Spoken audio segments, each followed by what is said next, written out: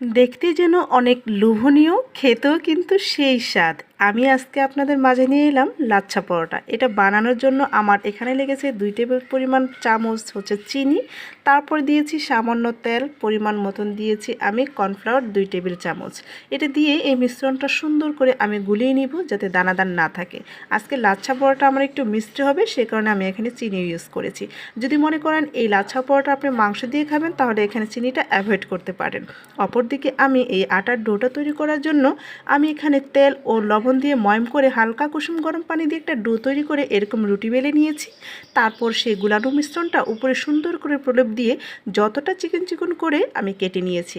যত চিকন করবেন লাচ্ছা পরোটার লেয়ারগুলো ততটা আকার ধারণ করবে। এই তো আমি রুটিটাকে সুন্দর করে এরকম লাচ্ছি পরোটার মতো লাচ্ছা লাচ্ছা করে এরকম একটা শেপ করে নিয়েছি। তারপরে এখন আলতো হাতে বেলে নিব।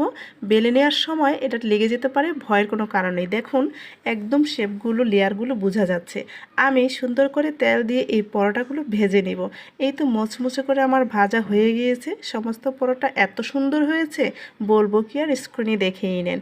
সত্যি অসাধারণ হয়েছে। দেখুন লেয়ারগুলো চাপের সাহায্যে খুলে যাচ্ছে। যে কোনো সময় বাড়িতে অল্প উপকরণ দিয়ে বানিয়ে নিতে পারবেন এই লাচ্ছা পরোটা। দেখতে যেমন সুস্বাদু, লোভনীয়, খেতেও কিন্তু খুবই মজাদার। তো আজকের রেসিপিটি কেমন লেগেছে অবশ্যই কমেন্টে জানাবেন।